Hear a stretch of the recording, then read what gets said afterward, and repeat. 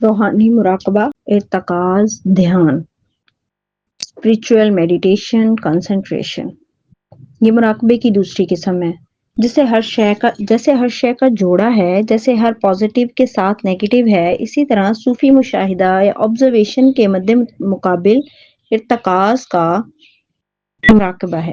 پرانے وقتوں میں لوگ روحانی طاقتیں حاصل کرنے کے لیے ارتکاز یا دھیان کرتے چلے آئے ہیں۔ عام لوگ ارتکاز کے بارے میں شدید غلط فہمیوں کا شکار ہیں، اس لیے اس موضوع پر مفصل گفتگو لازم ہے۔ تاریخ پر نظر دوڑائیں تو اندازہ ہوتا ہے کہ مراقبہ، ارتکاز، دھیان سب سے پہلے ہندوؤں نے ایجاد کیا، پھر بدھ مت نے ہندو مذہب سے اسے لے لیا۔ مسلمان چونکہ شروع دن سے ہی ہندوؤں کے ساتھ مل جل کر رہتے چلے آئے ہیں، اس لیے ہندو مت کے بہت سے رسم و رواج بھی مسلمانوں نے اختیار کیے۔ ہندوستان میں مسلمانوں کی آمد کے بعد جب تصوف کا آغاز ہوا تو شروع میں اس کا واحد مقصد صرف اور صرف اپنے نفس کے متعلق علم حاصل کرنا تھا، مگر جوں جوں وقت گزرتا گیا، ہندو مسلم میل جول کی وجہ سے مسلمان صوفیہ میں سے کچھ کم تعلیم یافتہ طبقات نے، جو روحانی طاقتوں کے حصول میں زیادہ دلچسپی رکھتے تھے، ہندو سادھوؤں اور جوگیوں سے مراقبے کو سیکھنا شروع کیا۔ چونکہ ارتکاز کے نتائج کچھ مخصوص حالات میں انتہائی تیزی سے رونما ہوتے ہیں، اس لیے یہ لوگوں کی عظیم اکثریت میں بہت تیزی سے مقبول ہو کر پھیلنے لگا اور اسے بصر و چشم قبول کر لیا گیا۔ وقت گزرنے کے ساتھ ساتھ اس میں بہت سی نئی اختراعات کر لی گئیں، اس کے بہت سے طریقے یا پریکٹسز منظر عام پر آ گئے جو تمام روحانی مراکز حتیٰ کہ بہت سے سلاسل میں بھی پوری شدت سے جاری و ساری ہیں۔ آج کے دور میں شاید ہی کوئی روحانی مرض ہو جس میں مراقبہ، تصور، ارتکاز، دھیان یکسوئی موجود نہ ہو۔ اکثر سلاسل میں بھی مراقبہ کو اہمیت دی جاتی ہے اور روحانی ترقی کی کلید سمجھا جاتا ہے۔ عموماً یہ خیال کیا جاتا ہے کہ مراقبہ سے باطن کا مشاہدہ ہوتا ہے اور انسان کے لیے روحانی ترقی کے مدارج طے کرنا آسان ہو جاتا ہے۔ یہ کبھی نہیں سوچا جاتا کہ دین مذہب میں کسی بھی نئی شے کو داخل کرنا بدعت ہے۔ اس کا آسان زبان میں مطلب یہ ہے کہ جو دین ہمیں اللہ کے رسول اکرم صلی اللہ علیہ وسلم کے ذریعے عطا فرمایا ہے، اس کی جتنی بھی عبادات ہیں، جو بھی معمولات ہیں، ہر شے براہ راست اللہ تبارک و تعالی نے حضور صلی اللہ علیہ وسلم کے وسیلے سے بذات خود مسلمانوں کو عطا فرمائی ہے، اور جو شے خود خالق نے اپنی مخلوق کو دی ہو اس میں خیر ہی خیر ہوتی ہے، کبھی کسی صورت کوئی شر نہیں ہوتا۔ یہ ممکن نہیں ہے، کسی بھی صورت ممکن نہیں ہے کہ نماز میں کوئی شر ہو یا نقصان ہو۔ انسان کے لیے مذہب چونکہ آخری پناہ گاہ ہے، ایک ایسی پناہ گاہ جہاں پہنچ کر اسے کسی نقصان کا اندیشہ نہیں رہتا۔ مطلب یہ کہ ایسا کبھی نہیں ہو سکتا کہ نماز پڑھنے والا پاگل ہو جائے، روزے رکھنے والا بھوک سے مر جائے، صدقہ کرنے والا مفلس ہو جائے، ایسا کبھی نہیں ہوتا۔ اسلام میں جتنی بھی عبادات ہیں ان کا کوئی سائیڈ ایفیکٹ نہیں ہے۔ بدعت چونکہ ایک ایسی شے، ایسا عمل ہوتا ہے جو انسان کی جانب سے مذہب یا دین میں داخل کیا جاتا ہے، اس لیے اس کے مضر اثرات یا سائیڈ ایفیکٹس ہر حال میں لازم ہوتے ہیں، یہی بدعت ہوتی ہے۔ مراقبہ ایک ایسا نفسیاتی عمل ہے جو ان انسانوں کو شکار کرنے کے لیے بنایا گیا ہے جو خدا کی تلاش میں سرگرداں ہوتے ہیں۔ لوگوں سے چونکہ ابلیس کو سخت تشویش رہتی تھی، اس لیے ان لوگوں کے لیے مراقبہ ایجاد کر کے اب وہ ان کی طرف سے بے خوف و خطر ہو کر اپنے دوسرے شیطانی مقاصد میں مصروف ہے۔ ارتکاز ایک ایسا پھندا، ایک ایسا جال ہے جسے شیطان نے تلاش خدا کے رستے میں بچھا رکھا ہے۔ جو اس پر پاؤں رکھ بیٹھا وہ خدا تک کبھی نہ پہنچ جائے گا اور آخرکار خود کو شیطان لعین کا ساتھی پائے گا۔ خوب واضح ہو کہ مراقبہ خدا کی جانب سے نہیں ہے، ہو ہی نہیں سکتا۔ لوگ سمجھتے ہیں کہ مراقبہ میں کیف و سرور ہے اور باطن کی سیر ہے۔ پڑھنے سننے میں یہ الفاظ کس قدر مقناطیسی کشش کے حامل ہیں، کتنے فینسی ہیں، لیکن ان کا باطن طاغوت کی پھیلی ہوئی سیاہ گھنی رات جیسا ہے۔ مراقبہ یا ارتکاز دھیان کا اصل گھناؤنا چہرہ، اس کی ڈارک سائیڈ اتنی بھیانک ہے کہ روح کو لرزا کر رکھ دیتی ہے۔ آج کی نام نہاد روحانیت جس کی ساری بنیادی صرف اور صرف مراقبہ اور اشغال پر کھڑی ہے، اصل میں طاغوت کا وہ بھیانک چہرہ ہے جس کے رخ سے نقاب اس کتاب میں الٹ دیا گیا ہے۔ جب بھی روحانیت کے علمبردار مراقبے کا ذکر کرتے ہیں تو ایسا محسوس ہوتا ہے جیسے مراقبے میں سوائے خیر کے اور کوئی شے ہی نہیں، صرف اور صرف فینسی سٹف دکھایا جاتا ہے، ریل سٹف کا ذکر ہی کہیں نہیں ملتا۔ روحانی مراقبے کی اصلیت جاننے کے لیے اس طلسم ہوش اربا کے تہ در تہ اسراروں میں اترتے ہیں اور شیطان کے چہرے سے وہ سیاہ نقاب نوچ ڈالتے ہیں جسے اوڑھ کر وہ مسلمانوں میں روحانیت کے گنبد میں چھپا بیٹھا ہے۔ سب سے پہلے ہمیں یہ جاننا ہے کہ روحانی مراقبہ کیا ہے۔ روحانی مراقبہ ارتکاز سے کیا جاتا ہے۔ اس کی کئی اقسام ہیں۔ سب سے بڑی قسم جو ہندو، بدھ اور بہت سے مسلمان صوفیاء کے طبقات میں رائج ہے، سانس کا مراقبہ ہے، بریتھنگ میڈیٹیشن۔ اس روحانی مراقبہ میں خاموشی سے تنہائی میں بیٹھ کر سانس کے آنے اور جانے پر توجہ مرکوز کر کے ارتکاز کو بڑھایا جاتا ہے تاکہ یکسوئی حاصل کر کے استغراق یعنی کہ میڈیٹیٹیو سٹیٹ کو پہنچا جا سکے۔ ذہن کو ہر قسم کی سوچ سے ہٹا کر صرف سانس کے آنے اور جانے پر توجہ مرکوز کرنے کی سر توڑ مشق کی جاتی ہے۔ پتنجلی جو کہ ہندو مت کا سب سے بڑا یوگی گزرا ہے، اپنی کتاب یوگا سوترا میں اسے کورمانا ڈی کہتا ہے۔ کورما کا مطلب کچھوا اور ناڈی سانس کو کہا گیا ہے، یعنی جیسے کچھوا پانی کے اندر بھی رہ سکتا ہے اور باہر بھی، اسی طرح سانس جسم کے اندر بھی ہوتا ہے اور باہر بھی۔ اسی مناسبت سے اس نے سانس کے روحانی مراقبے کے عمل کو کورما ناڈی کا نام دیا۔ ہر مذہب میں کچھ لوگوں کو خدا کی شدید طلب لازمن ہوتی ہے۔ خدا تک پہنچنے کے لیے چونکہ یکسوئی درکار ہے، کیونکہ ذہن سوچوں کے بے پناہ دباؤ کی وجہ سے کسی صورت یکسو نہیں ہوتا۔ ہزاروں سال پہلے ہندو یوگیوں اور بدھ راہبوں نے جب نفس کی پہچان کے طریقے ڈھونڈنے شروع کیے تو انہیں احساس ہوا کہ اس کے لیے انہیں سب سے پہلے ضرورت تھی کہ ذہن کو یکسو کرنے کا کوئی طریقہ نکالا جائے۔ سانس وہ آخری شے تھی جو انسان کے پاس ازل سے تھی اور اس کی کوئی شکل و صورت بھی نہ تھی۔ اس لیے ہزاروں سال پہلے ہی انسان کو یہ خیال سوچ چکا تھا کہ سانس پر توجہ مرکوز کرنے سے وہ یکسوئی حاصل کر سکتا ہے۔ یوں مراقبہ کا آغاز ہوا۔ سانس کا مراقبہ مسلسل کرتے رہنے سے بلا شبہ ذہن یکسو ہو جاتا ہے۔ سوچ کم ہوتے ہوتے آخرکار نہ ہونے کے برابر رہ جاتی ہے۔ مگر اس سے حاصل کیا ہوتا ہے؟ اس سوال کا جواب ڈھونڈنے کے لیے سب سے پہلے ہمیں یہ دیکھنا ہے کہ یکسوئی، ارتکاز، کنسنٹریشن کیا ہے، اس کے افعال کیا ہیں اور یہ کیسے کام کرتی ہے۔ بلا شبہ انسان کو روزمرہ زندگی میں ہر کام سر انجام دینے کے لیے کسی نہ کسی حد تک یکسوئی یا کنسنٹریشن کی ضرورت پڑتی ہے۔ مثال کے طور پر قرآن سیکھنے کے لیے، تعلیم حاصل کرنے کے لیے اسکول، کالج، یونیورسٹی میں یکسوئی درکار ہے۔ کوئی نئی زبان بھی صرف یکسو ہو جانے سے ہی سیکھی جا سکتی ہے۔ یہ بھی سچ ہے کہ ذہن میں ہر لمحہ سوچیں اس قدر برق رفتاری سے پیدا ہو رہی ہوتی ہیں کہ اسے یکسو کرنا بے حد دشوار ہوتا ہے۔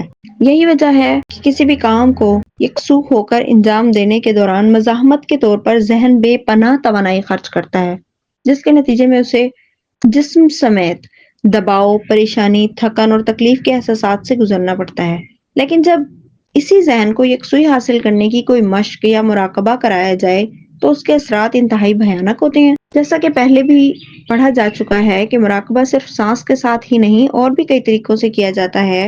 روحانی مراکز کی غالب اکثریت نے بہت سے مراقبے تخلیق کر رکھے ہیں، جیسے سانس کے ساتھ اللہ کا کوئی نام، قرآن کی کوئی آیت ملا کر پڑھنا، مرشد کا تصور کرنا، یہ خیال قائم کرنا کہ آسمان سے انوار و تجلیات کی بارش ہو رہی ہے، یہ تصور کہ دل پر اللہ یا کوئی بھی اسم الہی وغیرہ لکھا ہوا چمک رہا ہے، ایسا محسوس کرنا کہ جسم روشنیوں سے بھر رہا ہے، اور اس قسم کے بلا مبالغہ لا تعداد مراقبے ہیں جن کی بنیاد تصور یا امیجنیشن ہے۔ پھر کچھ سلسلے ہیں جن کے مراقبوں میں تصور یا امیج نہیں ہے بلکہ تھاٹ ہے، جیسے یہ خیال کہ دل نور سے بھرا ہوا ہے، جیسے ذکر کو دل میں چلانا، جسے قلب کا چل جانا بھی کہتے ہیں۔ پھر پاس انفاس ہے جس میں دل پر ضرب کی جاتی ہے، سانس بھی اس میں شامل کیا جاتا ہے۔ اس طرح کے ان گنت مراقبے وجود میں آ چکے ہیں جن کا حقیقت سے دور تک کوئی تعلق نہیں ہے۔ روحانی مراقبے یعنی ارتکاز پر غور کریں تو انکشاف ہوتا ہے کہ اس عمل یا پریکٹس کے دوران علم اور عقل کا کوئی گزر نہیں۔ یہ ایسے مراقبے ہیں جن کو اگر کسی بچے کو بھی سکھا دیا جائے تو وہ بھی بخوبی اسے انجام دے سکتا ہے۔ اٹس اے چائلڈ پلے۔ اگر روحانی مراقبوں کو غور سے دیکھا جائے، انکوائری کی جائے، تو یہ حیرت انگیز منکشف ہوتی ہے کہ مراقبہ کوئی بھی ہو، کسی بھی مذہب سے ہو، کیسا بھی ہو، اس میں موضوع یعنی سبجیکٹ ہمیشہ ایک ہی ملے گا، اور وہ ہے کسی مخصوص شے، سانس، تصور، خیال پر دھیان مرکوز کرنا، ایک شے یا آبجیکٹ پر ارتکاز کرنا، کانسنٹریٹ کرنا۔ اس سے یہ ثابت ہو گیا کہ یہاں تک ہم اس نتیجے پر، اس سچ پر پہنچ چکے ہیں کہ مراقبہ کی بنیاد یا ارتکاز کنسنٹریشن ہے، یعنی دھیان ہے، خواہ وہ کسی بھی مذہب کا ہو۔ مسلمانوں میں موجود روحانیت کے وہ طبقات جن کے ہاں علم و عقل کی کمی تھی، مراقبہ کو رواج دینے کی شدید خواہش رکھتے تھے۔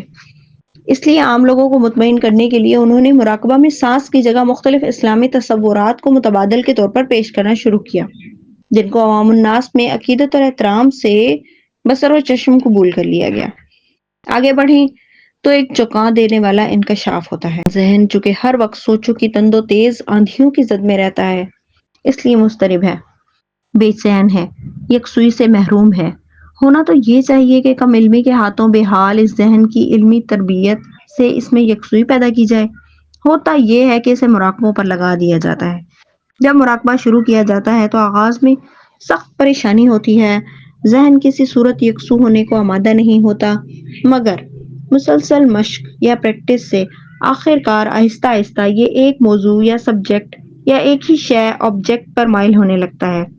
جیسے ہی ذرا سا ارتکاز حاصل ہوتا ہے، سوچ ذرا سی کم ہوتی ہے، مراقبہ کرنے والے کو بے انتہا لذت اور سرور کا احساس ہونے لگتا ہے، طبیعت باغ و بہار ہونے لگتی ہے، وسوسے، خوف، غصہ اور بے چینی کم ہونے لگتی ہے، جس کے نتیجے میں ارتکاز کرنے والا خود کو ہر وقت انتہائی پرسکون دیکھتا ہے، کیونکہ وہ خود ہر وقت اطمینان اور سکون کی حالت میں ہوتا ہے۔ اس لیے ارد گرد کے لوگوں کا رویہ بھی اس کے ساتھ خوشگوار اور پرامن ہو جاتا ہے۔ شفاف ذہن کے ساتھ سماجی اور کاروباری معاملات کو چلانے کی وجہ سے حیرت انگیز ترقی اور کامرانی اس کے پاؤں چومنے لگتی ہے، زندگی کے نئے دریچے اس پر کھلنے لگتے ہیں، دکھائی دینے والا ہر منظر خوبصورت ہو جاتا ہے، سنائی دینے والی ہر آواز کھنکدار ہوتی ہے، چکھنے سونگھنے کی حسیات نشاط انگیز ہو جاتی ہیں، جنسی طاقت بے پناہ عروج پر پہنچنے لگتی ہے۔ ان تمام کامیابیوں کو مراقبہ کے روحانی فیوز و برکات سمجھا جاتا ہے اور درست سمت کی جانب نشاندہی بتایا جاتا ہے۔ جب ایسے دل فریب حالات پیدا ہوتے دکھائی دیتے ہیں تو ارتکاز کرنے والے کا اعتقاد مراقبے پر بے انتہا بڑھ جاتا ہے، دل و جان سے اس کی مشق میں خود کو غرق کر دیتا ہے، مگر یہ سب حقیقت نہیں ہوتی، سراب ہوتا ہے، مچھلی کے لیے چارہ ہوتا ہے، شکار کے لیے چھپائے گئے جال پر دکھائی دیتا دانا ہوتا ہے۔ اصل حقیقت کچھ یوں ہوتی ہے، ذہن انسان ہر وقت خود میں پیدا ہوتی ہوئی سوچ کے تجزیے کا عادی ہے۔ ایسے ذہن کو جب ارتکاز کی مشق پر مجبور کیا جاتا ہے تو مسلسل تربیت کی وجہ سے ذہن اس بات کا قائل ہوتا چلا جاتا ہے کہ سوچ کی کوئی اہمیت نہیں۔ وہ ارتکاز کو سوچ کے متبادل کے طور پر قبول کرنے لگتا ہے، جس کے نتیجے میں اس کا کند اور غبی ہو جانا لازمی امر ہے، انویٹیبل فیکٹ ہے۔ انسان کے پاس عقل کے نام پر سوائے سوچ کے اور کچھ نہیں ہے۔ جب سوچ کو ارتکاز سے کم کیا جاتا ہے تو ذہن تباہ و برباد ہونے لگتا ہے، خود سے ارد گرد کی دنیا سے لاپرواہ ہوتا جاتا ہے۔ چونکہ اس سارے عمل کے دوران انرجی سوچ میں خرچ نہ ہو پانے کے سبب بڑھنے لگتی ہے، اس لیے اسے کیف و سرور کی بے پناہ لذت سے آشنائی ہوتی ہے۔ مسئلہ یہ ہے کہ بڑھتی ہوئی انرجی عقل اور ہوش سے نہیں بلکہ فارمولے یا میتھڈ سے حاصل ہو رہی ہوتی ہے، اس لیے انسان یہ بات نہیں جانتا کہ ہر لمحہ اس بڑھتی ہوئی انرجی کا استعمال کیسے کرنا ہے، اسے کنزیوم کیسے اور کہاں کرنا ہے۔ مسلسل یہ انرجی اکٹھی ہوتی رہے اور ڈسچارج اس کا کم ہو رہا ہو تو بے پناہ خوفناک صورتحال پیدا ہونے لگتی ہے۔ ارتکاز کا مراقبہ شروع کرنے کے کچھ ہی مہینوں میں شعور انسانی پرسکون ہونے لگتا ہے اور سوچوں کا دباؤ کم ہونے اور انرجی بڑھنے کی وجہ سے شروع کے کچھ مہینے انسان کی زندگی کا بہترین وقت ثابت ہوتے ہیں، مگر انہی 1 سے 2 سالوں کے اندر کسی بھی وقت کسی بھی لمحے وہ بدترین بھیانک لمحہ آ پہنچتا ہے جسے ہر مراقبہ ارتکاز کرنے والے پر جلد یا بدیر آنا ہی ہوتا ہے۔ یہاں سے روح کی سیاہ رات کا آغاز ہوتا ہے، انسان کی روح پر چہار سو امڑ آنے والی اور چھا جانے والی وہ بھیانک اور بدترین اندھیری رات، dark night of the civil, جس کی شام میں داخل ہونے کا دروازہ ارتکاز ہے۔ مگر اس سے باہر نکلنے کا کوئی راستہ نہیں ہے، اسے فنا کہا جاتا ہے۔ ارتکاز کا واحد مقصد انسان کو فنا کے گھاٹ اتارنا ہے۔ مراقبہ ارتکاز کے تسلسل کو جان لینے سے اس کی اصل حقیقت عیاں ہو جاتی ہے۔ کیونکہ یہ ایک عمل ہے، ایک پریکٹس ہے، اس لیے اس میں تسلسل یا کنٹینیوٹی کو قائم رکھنے کے لیے وقت یا ٹائم لازمی جزو ہے۔ ابتدائی تربیت میں مراقبہ ارتکاز عام طور پر صبح اور شام کے مخصوص اوقات میں کیا جاتا ہے تاکہ تسلسل قائم کیا جا سکے۔ چنانچہ آہستہ آہستہ مسلسل تکرار کانسٹنٹ ریپیٹیشن کے عمل سے یہ کسی دوا کی مخصوص خوراک یا ڈوز کے طور پر کام کرنے لگتا ہے۔ جیسے نیند کی گولی ایک مخصوص مدت استعمال کرنے کے بعد اپنا اثر کھو دیتی ہے اور اس کی مقدار یا ڈوز بڑھانا مجبوری بن جاتی ہے، اسی طرح مراقبہ ارتکاز کے اوقات گزرتے وقت کے ساتھ بڑھانا مراقبہ کرنے والے کی مجبوری ہے۔ اس میں کچھ اور نفسیاتی وجوہات بھی شامل ہو جاتی ہیں۔ مثال کے طور پر مخصوص اوقات میں ارتکاز کی مشق کرنے سے ذہن کو جو سکون اور اطمینان نصیب ہوتا ہے، اس میں گزرتے وقت کے ساتھ پھر سے بے چینی کا عنصر پیدا ہونے لگتا ہے جو مشق کا دورانیہ بڑھانے سے ہی ختم ہو جاتا ہے۔ نفس انسان کبھی ایک حالت پر قائم نہیں رہ سکتا۔ ارتکاز سے ذہن کو جو مضبوطی اور انبساط کی کیفیت حاصل ہوتی ہے، مراقبہ کرنے والے کے لیے کچھ وقت تک تو وہ بہت نشاط انگیز اور باعث اطمینان ہوتی ہے، مگر آہستہ آہستہ وہ کیفیت اس کے لیے عام ہونے لگتی ہے، اس کا نیو نارم بن جاتی ہے۔ اس یکسانیت سے تنگ آ کر نفس سے فطری طور پر آگے بڑھنے کی خواہش اور ڈیزائر آف ایکسپینشن پیدا کرتا ہے، جسے صرف مشق کا مسلسل بڑھتا ہوا دورانیہ ہی پورا کر سکتا ہے۔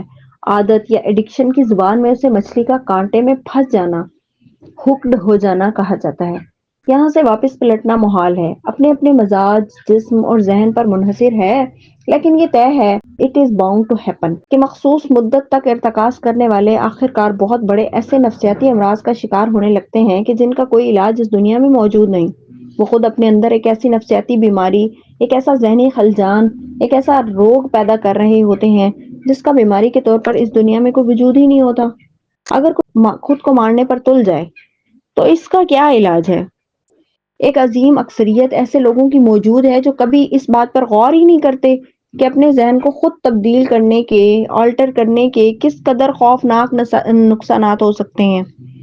روحانی ترقی کے لالچ میں کوئی بھی مشق بغیر کچھ جانے بوجھے غور کیے روحانیت سمجھ کر قبول کر لی جاتی ہے۔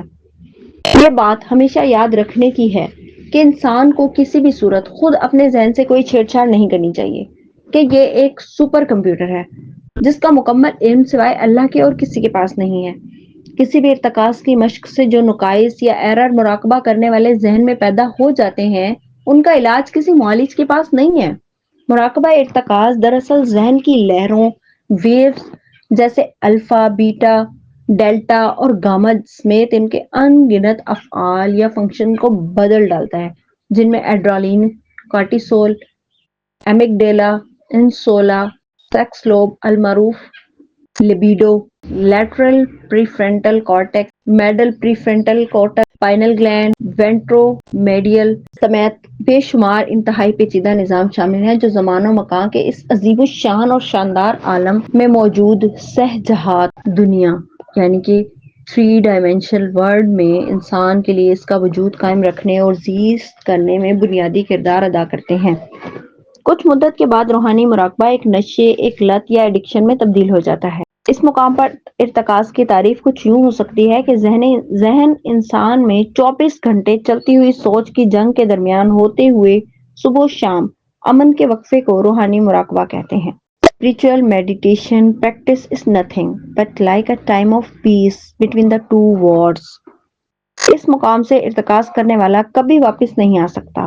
اب مراقبہ ارتکاز کی اصل بھیانک صورت پردے کے پیچھے چھپے دشمن کی صورت میں سامنے آنے لگتی ہے، مگر ارتکاز کرنے والا بے علم ہونے کی وجہ سے کبھی اسے پہچاننے میں یا فگر آؤٹ کرنے میں کامیاب نہیں ہو پاتا۔ مشق یا پریکٹس جاری بھی رہتی ہے اور بڑھتی بھی جاتی ہے۔ یہاں اب شعور یا کانشیس پرسکون ہوتا ہے، خاموش ہونے لگتا ہے، سوچ بہت کم ہو جاتی ہے اور مالی خولیہ کا باقاعدہ آغاز ہوتا ہے۔ پہلے بھی لکھا جا چکا ہے کہ ہماری ہر سوچ جس سے ہمارے جذبات جڑ جائیں وہ ہمارے شعور کا مستقل حصہ بن جاتی ہے، اور چونکہ ہر روز ہر وقت اس کی ضرورت نہیں ہوتی، اس لیے ایسی تمام یادداشتیں یا میموریز دماغ کے خوابیدہ حصے یعنی کہ لاشعور سب کانشیس مائنڈ میں محفوظ کر دی جاتی ہیں تاکہ ضروری محرک میچنگ سٹیمولس سامنے آنے پر لاشعور سے شعور میں بھیج دی جائے۔ ان یادداشتوں یا میموریز میں ہر قسم کا ڈیٹا ہوتا ہے، بچپن کے خوفزدہ کر دینے والے واقعات، کہانیوں کے بھوت پریت، غم زدہ کر دینے والی صورتحال، صدمات، ٹراماز، جنسی ہراسگی، سیکشل ہراسمنٹ، ٹی وی فلموں کے دوران وہ سارے مناظر جو کسی بھی طرح کے جذبات کے ساتھ دیکھے گئے، جن میں چور، ڈاکو، جنات اور فرشتوں سمیت ہر قسم کے خوشگوار، ناخوشگوار، مکروہ اور مقدس تصورات، امیجز سمیت ہر شے محفوظ ہوتی ہے۔ اس ڈیٹا میں آواز، احساس، ذائقہ اور بو سمیت ہزاروں لاکھوں ایسے احساسات اور جذبات بھی شامل ہوتے ہیں جن کا عکس ان کی اشیاء کی صورت میں ہے جن سے یہ پیدا ہوتے ہیں۔ مثال کے طور پر نشے کا احساس اس کی ترنگ کا ادراک شراب کی بوتل کے عکس سے بھی جڑا ہو سکتا ہے۔ انسان کے وہم و گمان میں بھی نہیں کہ وہ کس قدر پھیلے ہوئے انارمیسلی کمپلیکس یادداشتی نقشے میموری ڈیٹا بیس کو ہر وقت ذہن کی صورت میں اپنے ساتھ لیے پھر رہا ہے۔ ارتکاز میں شعور کی پرسکون ہونے کے بعد چونکہ شعور کی ذمہ داری اس کا ہر وقت کرنے والا کام ختم ہونے لگتا ہے، اس لیے ذہن کو بچانے کے لیے، فعال رکھنے کے لیے، ایکٹیو رکھنے کے لیے تحت شعور یا سب کانشیس بیدار ہو کر عمل کے میدان میں اتر آتا ہے۔ تحت شعور اس دنیا میں کام کرنے کے لیے تو بنا ہے، مگر یہ صرف دنیا میں ہی کام کرنے کے لیے نہیں بنا۔ اس دنیا میں اس کی ضرورت ایک یادداشتی سٹور یا میموری سٹور کی ہے جہاں سے شعور یا کانشیس مائنڈ ضروری یادداشت کو جانچ پڑتال کے بعد حسیات اور اعضاء کے عمل یا ایکشن کے لیے استعمال کرتا ہے۔ غالب گمان ہے کہ اس کا ایک اہم کام موت کے وقت انسان کی مکمل ترین یادداشت اس کے حساب کتاب یا اکاؤنٹ کی شکل میں کسی نامعلوم مقام میں منتقل کرنا بھی ہو سکتا ہے۔ موت سے پہلے مراقبہ ارتکاز کی مداخلت کے نتیجے میں ذہن کا یہ عظیم الشان توازن بگڑ جاتا ہے۔ شعور یا کانشیس مائنڈ کی مصروفیت اگر کم ہو جائے تو اسے زندہ رکھنے اور پھر سے مصروف رکھنے کے لیے تحت شعور کا تمام ڈیٹا ببلز کی طرح شعور یعنی ذہن کی اوپری سطح پر آ کر پھٹنے لگتا ہے۔ اس سے بڑی خطا انسان کی اور کیا ہو سکتی ہے کہ شعور حکمران ہے تو انسان توازن میں ہے، شخصیت برقرار ہے۔ اگر شعور کی صورت میں قائم یہ حفاظتی نظام ارتکاز سے توڑ دیا جائے تو شخصیت یا پرسنالٹی کا یعنی نفس یا سیلف کا حفاظتی حصار ٹوٹ جاتا ہے اور تحت شعور کو روکے رکھنے والی، سلائے رکھنے والی اور نظر انداز کیے رکھنے والی طاقت سلب ہو جاتی ہے۔ اب حسیات کا اعتبار جاتا رہا کہ اب فریب نظر شروع ہوگا۔ یہ فریب نظر ہیلوسینیشن کا وقت ہے۔ اب دھوکہ ارتکاز کرنے والے کے گرد ناچے گا، سچ اور جھوٹ ایک ہو جائے گا۔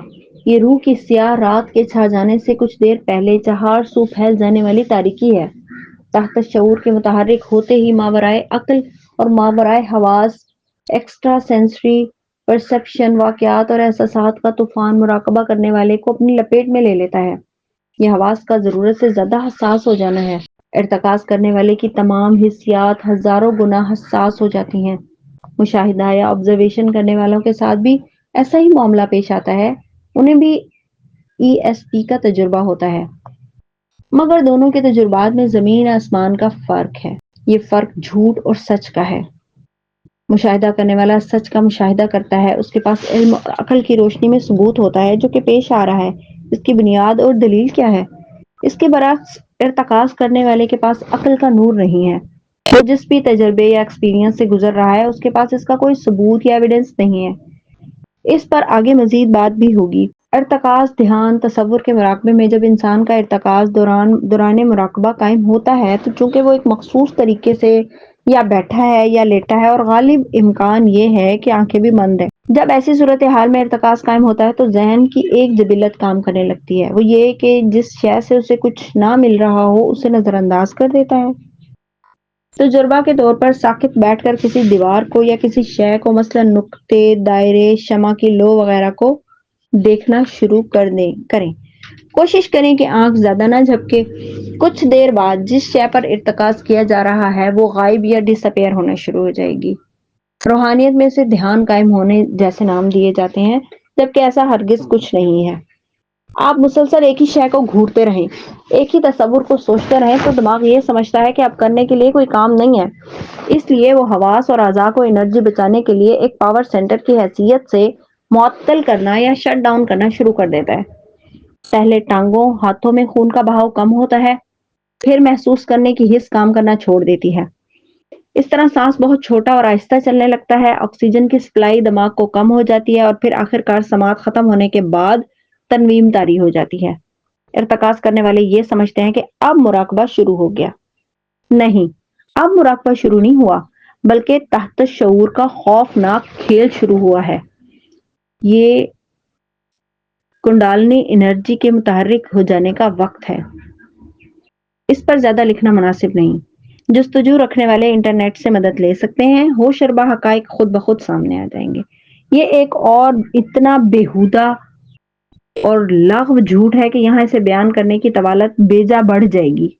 تنویم کی اس حالت میں ارتکاز کرنے والا مختلف ان دیکھی دنیاؤں کی سیر کرتا ہے، ایسٹرل ٹریول کرتا ہے، نیک اور بد ارواح یا اینٹیٹیز سے ملتا ہے، دور دراز کے مقامات کی زیارت یا فلیشز ہونے لگتی ہیں۔ اسے کشف یا انسائٹ سمجھا جاتا ہے۔ یہ کشف نہیں ہے، یہ حواس کا مالی خولیہ سینسری مس فائرنگ ہے۔ یہ ذہن کی تصوراتی فریب کاری مائنڈ پروجیکشن ہے۔ اس پروجیکشن کی طلب ارتکاز کرنے والے کو بار بار مشق پر آمادہ کرتی ہے، کیونکہ اسے یہ محسوس ہونے لگتا ہے کہ اندیکھی روحانی دنیا کے در اس پر واہ ہو رہے ہیں۔ اس مقام پر روحانی اعتماد یا اسپرچل کانفیڈنس بڑھ جانے سے وہ خود کو روحانی ہستی سمجھنے لگتا ہے اور یہ خیال کرتا ہے کہ ماورائی اور روحانی دنیا میں اب اس کی بھی کوئی نہ کوئی حیثیت اور کوئی اسٹیٹس بن رہا ہے، اور در حقیقت یہ شخصیت کی تحلیل، پرسنالٹی یا سیلف ڈیلیوژن کا آغاز ہوتا ہے۔ یہ پہلے ڈی پرسنلائزیشن اور پھر آخر کار ڈی ریئلائزیشن جیسے ہولناک ذہنی امراض کا آغاز ہوتا ہے۔ مشق بڑھتی جائے تو چونکہ ذہن مستقل کسی ڈرگ کی طرح ارتکاز کا عادی ہو جاتا ہے، اس لیے جاگتے میں بھی حالت تنویم میں رہنے لگتا ہے۔ بڑی بڑی نامور مقدس ہستیاں اس سے ملاقات کو آتی ہیں، کبھی بے پناہ کیف و سرور کا سمندر اسے اپنی آغوش میں لے لیتا ہے، بشارتیں ہونے لگتی ہیں، جاگتے میں خواب ہیلوسینیشن دیکھنے کا عظیم دھوکہ اس کے گرد چھا جاتا ہے۔ ذہن اس کائنات کے پیچیدہ ترین تخلیق ہے، اس کی طاقت کا غلط اندازہ کبھی نہیں لگانا چاہیے۔ روحانیت جو کہ مسلمانوں میں ہندوؤں بدھوں سے منتقل ہوئی ہے، اس میں نفس کو، سیلف کو، انا کو، ایگو کو بغیر کسی علم کے صرف اور صرف مشق یا پریکٹس کے ذریعے مارنے کی کوشش کی جاتی ہے، جبکہ اسلام میں ہرگز ایسی کوئی تعلیم تو درکنار اشارہ تک نہیں ہے۔ ہمیشہ یاد رہے کہ نفس انتقام لیتا ہے، نفس کبھی نہیں مرتا۔ پہلے بھی لکھا گیا کہ تصوف کی بنیادی مقصد نفس کو علم دے کر اس کی تربیت کرنا، اسے سدھارنا یا ٹرین کرنا ہے۔ روحانیت میں ارتکاز کے ذریعے نفس کو مارنے کی احمقانہ حرکت جب کی جاتی ہے تو نفس کچھ عرصے کے لیے مر جانے کی اداکاری تو ضرور کرتا ہے، لیکن اسی اداکاری کے دوران ارتکاز کرنے والے کو ہمیشہ کے لیے تباہ و برباد کر جاتا ہے اور اس دنیا کے ساتھ ساتھ آخرت میں بھی رسوائی کا سامان کر جاتا ہے۔ جب نظر کا دھوکہ، ہیلوسینیشن، حالانکہ ہیلوسینیشن کا مطلب انتہائی جامع ہے، لیکن اردو میں مناسب ترجمہ نہ ملنے کی وجہ سے نظر کے دھوکے پر ہی اکتفا کرنا پڑا، اپنے عروج پر پہنچتا ہے۔ جب نظر کا دھوکہ اپنے عروج پر پہنچتا ہے تو ارتکاز کرنے والے کو پختہ یقین ہو جاتا ہے کہ وہ اللہ تعالیٰ کی برگزیدہ ہستی بن چکا ہے، کائنات کے کام اس کے مشورے سے ہوتے ہیں، اس کی رسائی عرش تک ہے، وہ معرفت کو پہنچ گیا ہے، خدا کو پا چکا ہے۔ مگر افسوس، صد افسوس، ہر شے سوائے ایک دھوکے کے اور کچھ بھی حقیقت نہیں رکھتی۔ 99% مزاروں، درباروں، درگاہوں اور خانقاہوں کا سارا نظام اسی ارتکاز پر قائم ہے۔ اگر ارتکاز کو روحانیت کے نیچے سے کھینچ لیا جائے تو اس سارا نظام دھڑام سے چشمے صدر میں زمین پوش ہو جائے گا۔ یہ زرق برق چمکدار کباؤں والے، رنگ برنگی انگوٹھیاں پہننے والے، خمار آلود آنکھوں والے یہ جعلی پیر سب اسی جامع ارتکاز کے نشے کی بدولت مسند نشین ہیں۔ سچے اور باکردار صوفیہ بے شک اللہ تعالیٰ کے دوست ہوتے ہیں، اس میں کوئی کلام نہیں کہ وہ صاحب نظر ہوتے ہیں، مگر خال خال، چیدہ چیدہ، ہر گوہرے نایاب اب کمیاب ہی نہیں تقریباً معدوم ہی ہو چکا ہے۔ جو باقی بچا ہے وہ سب جھوٹ ہے، فراڈ ہے، دکانداری ہے۔ ارتکاز کی طاقت کے بڑھنے سے بہت سی کرامات دستیاب ہو جاتی ہیں، مداری کو مزید کرتب مسچیف مل جاتے ہیں۔ اب وقت کے بہاؤ ٹائم سٹریم پر کبھی کبھار نظر پڑنے لگتی ہے۔ ٹائم سٹریم میں جب کبھی قسمت سے غوطہ لگ گیا تو کوئی آنے والا واقعہ دیکھ لیا، کبھی دور دراز کسی کا حال جان لیا، کبھی کسی دل کے حال پر مطلع ہو گیا، کسی پر توجہ کر کے اس کی کوئی بیماری دور کر دی، کبھی کسی جانور پرندے کی حرکات و سکنات کو سمجھ لیا، اسے کرامت سے منسوب کر دیا جاتا ہے۔ اب تو ولایت پر متمکن ہونے میں کسی شبے کی گنجائش ہی نہیں رہ جاتی، خود تو یقین تھا سو تھا۔ اب تو دنیا بھی مریدین کی صورت ہاتھ باندھے آ کھڑی ہوتی ہے، دربار سجنے لگتا ہے، لوگ جوتے چومنے کو بےتاب ہوتے ہیں، خلق خدا چہار سو امٹتی چلی آتی ہے، اور اب بھلا کیا چاہیے؟ اب سماع سنو، محفلیں سجاؤ، مسند پر بیٹھو اور مرید بن کر ہر قسم کے لغو اور جاہلیت سے بھرپور خطاب فرماؤ۔ شیطان کا اس دنیا میں یہ ایک خوفناک داؤ ہے جس کے چل جانے پر بڑے بڑے عالی دماغ، جواں ہمت مرد ڈھیر ہوتے ہیں۔ وہ انسان کو ارتکاز کرنے والے انسان کو زمین پر چھوٹی سی مصنوعی خدائی کی پیشکش دیتا ہے، اور انسان اس پر یوں لپکتا ہے جیسے مکھی مٹھائی کو جاتی ہے۔ وہ بھول جاتا ہے کہ وہ خود تلاش خدا میں نکلا تھا۔ وہ اس بات کو ہی بھول جاتا ہے کہ اللہ کے مخلص بندے کبھی تخت قبول نہیں کیا کرتے۔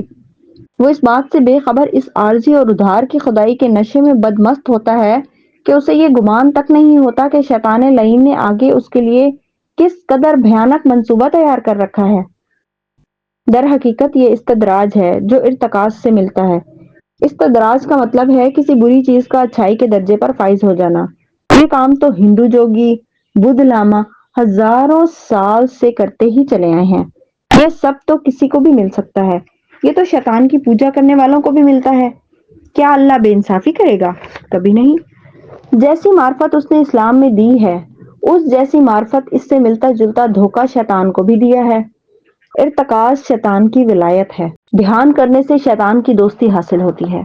ابھی ثابت ہوتا چلا جائے گا، ارتکاز کو کھولا ہے تو پھر پوری طرح کھول کر ہی چھوڑا جائے گا۔ کہا جاتا ہے کہ لطائف بیدار کیے جا رہے ہیں۔ کون سے لطائف؟ کہاں پر ہیں یہ لطائف؟ کون سے قرآن، کون سی حدیث میں ہے؟ اللہ نے بتایا یا اللہ کے رسول نے لطائف کی تعلیم دی ہے؟ ان لطائف کی حقیقت کیا ہے؟ کیا سوائے اس کے اور بھی کچھ ہے کہ ہندوؤں اور بدھوں سے مستعار لیا ہوا ایک مجہول تصور ہے جس کا نہ کوئی سر ہے نہ پیر؟ ایک مختصر نظر ان لغویات پر ڈالنا ضروری ہے، ذرا غور سے ملاحظہ فرمائیں۔ لطائف کو ہندی میں چکراس کہا جاتا ہے۔ یہ 7 ہوتے ہیں۔ پہلا مولادھارا روٹ ہے جو ریڑھ کی ہڈی کے آخری سرے پر وہاں ہے جہاں سے کولے کی ہڈی شروع ہوتی ہے۔ دوسرا سوادھستانہ ہے، کیرل، جو ناف سے ذرا نیچے اور شرمگاہ سے اوپر ہے۔ تیسرا منی پور سولر پلیکس ہے جو عین ناف کا مقام ہے۔ چوتھا اناہاتھا یعنی کہ دل ہے۔ پانچواں وشودھا ہے، تھروٹ، جو گلے کی ابری ہوئی ہڈی پر ہے۔ چھٹا آجنا یا تھرڈ آئی ہے، یہ اسی چکرا کا چکر ہے جہاں سے تیسری روحانی آنکھ کی خرافات کا آغاز ہوا ہے۔ ساتواں آخری اور سب سے بلند چکر سہسرار ہے، کراؤن ہے۔ یہ چکرا ہندو اور بدھ مت مذاہب کا حصہ ہیں۔ ان مذاہب کو ماننے والوں کا واحد مقصد اس جسم کا نروان اور گیان حاصل کرنا ہے۔ انہیں ایک خدا، قرآن، رسول میں کوئی دلچسپی نہیں ہے۔ ان کے خدا بھی ہزاروں لاکھوں ہیں، آسمانی کتابیں بھی ان گنت، اور ان کے رسول جن کو وہ اوتار گرو کہتے ہیں بلا مبالغہ اگر کروڑوں میں نہیں تو لاکھوں میں ضرور ہیں۔ ان کی حد تک تو بات سمجھ میں آتی ہے کہ گمراہ لوگ ہیں، وہ تو جسم کا نروان لیں، استدراج میں زندگی برباد کریں، یہ مسلمانوں کو کیا ہوا ہے؟ ایسی بات نہیں کہ لطائف کی حقیقت سرے سے ہی کچھ بھی نہیں ہے، ایسا نہیں ہے۔ کچھ تھوڑا بہت سچ اس میں یہ ہے کہ بنیادی طور پر یہ لطائف مختلف مقامات پر جسم میں موجود انرجی سینٹرز ہیں۔ ارتکاز کی مشقوں کے ذریعے ان میں موجود انرجی کو تیز کیا جاتا ہے، استعمال کیا جاتا ہے۔ ہر انرجی سینٹر کا اپنا کام ہے۔ مولادھارا انسان کو زمین کی انرجی سے جوڑتا ہے۔ اس کا تعلق مکد اور ایڈرینل گلینڈ سے ہوتا ہے۔ یہاں انرجی کا بہاؤ جب کم ہو یا بلاک ہو تو انسان کنفیوز رہتا ہے، جسے جوڑوں کا درد اکثر رہتا ہے۔ سوادھستانہ کا سارا کام جنسی خواہش اور طاقت کو کنٹرول کرنا ہے۔ اس کا تعلق جنس سے ہے۔ منی پورم انا یا ایگو کے لیے ہے۔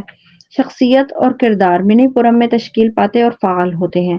اناہاتھا یعنی دل کا چکرا محبت کے جذبے سے منسوب ہے۔ غم، خوف، تکلیف، جذبات سب اس کے زیر سایہ ہیں۔ وشودھا آواز کا مرکز ہے، تمام آوازیں یہیں پیدا ہوتی ہیں۔ آجنا تیسری آنکھ روحانی دنیا اور ماورائے عقل و حواس، بصارت اور سماعت دیگر حیات کو اپنے اندر سموئے ہوئے ہے۔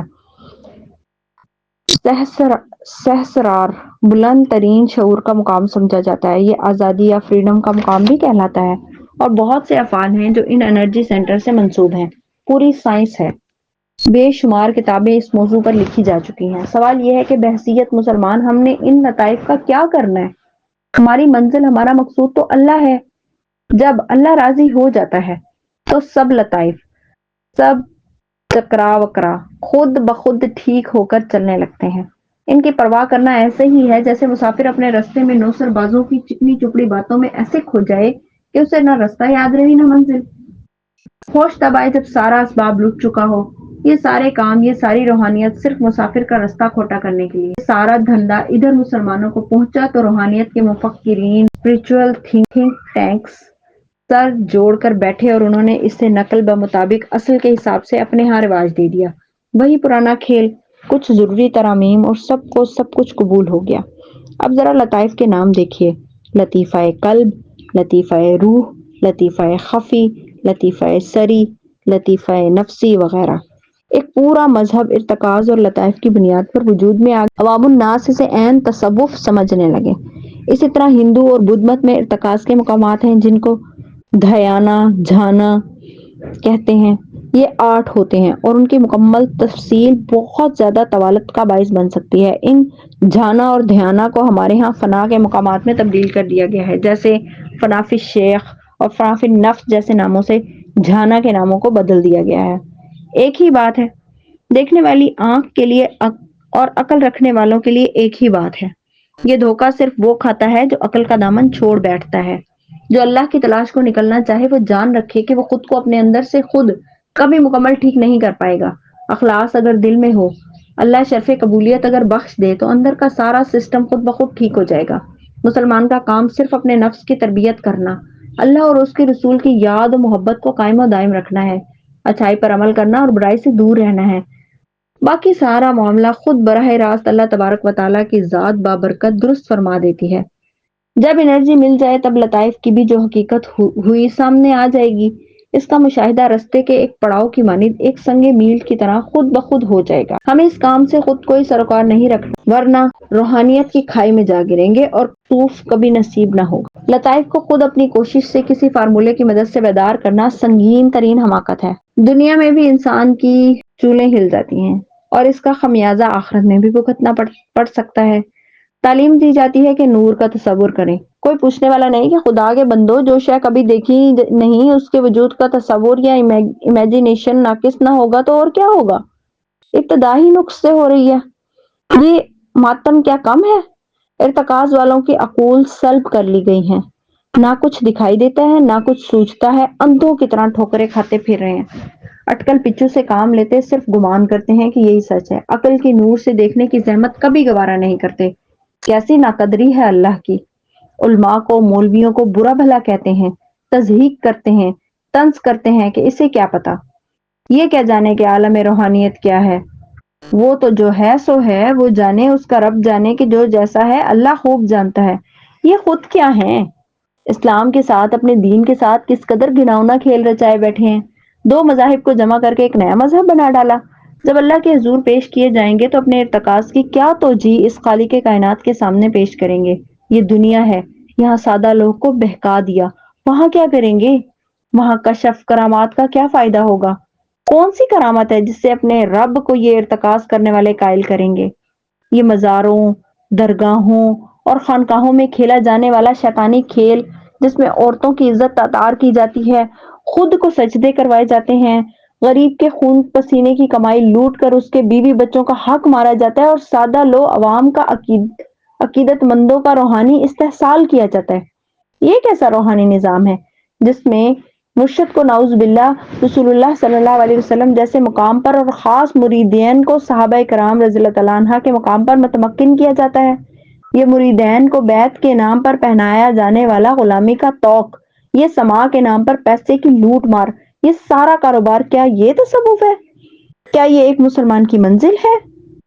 وہ جو در حقیقت صوفیات تھے، وہ جو بڑے بڑے استاد تھے وہ گزر گئے، اب ہمارے نصیب میں یہ کالک بچی ہے جسے تصوف کہہ کر ہمارے منہ پر مل دیا جاتا ہے۔ یہ ہرگز کوئی تصوف نہیں، تصوف نے بڑے جواں مرد پیدا کیے جو اللہ کی دوستی تک، عرفان حق تک پہنچے اور خلق خدا کی تربیت کا باعث بنے۔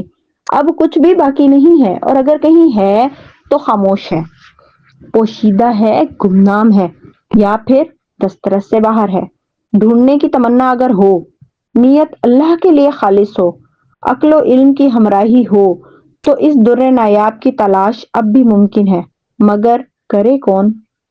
اس بکھیڑے سے اچھا ہے کہ آنکھ بند کر کے ارتکاز کیا جائے، کوئی تصور، کوئی دھیان کیا جائے، خود ہی کچھ نہ کچھ ہو جائے گا، مرشد پار لگا دے گا۔ جب مرشد ہے تو ہمیں کیا پڑی کہ اتنی مصیبت میں خود کو کھپاتے اور خوار کرتے پھریں۔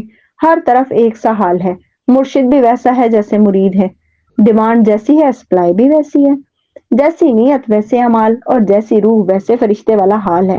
جب ارتکاز اپنی حد سے بڑھتا ہے، جیسا کہ اسے ہر حال میں بڑھنا ہی ہے، تو حواس مختل ہو کر بے قابو سے باہر ہونے لگتے ہیں۔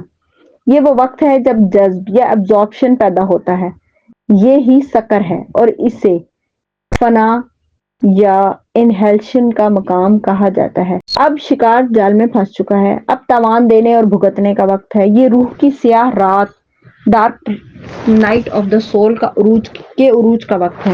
اب ارتکاز کرنے والے پر حسیات، جذبات اور احساسات کبھی یکے بعد دیگرے اور کبھی ایک ساتھ پوری شدت کے ساتھ حملہ آور ہونے لگتے ہیں۔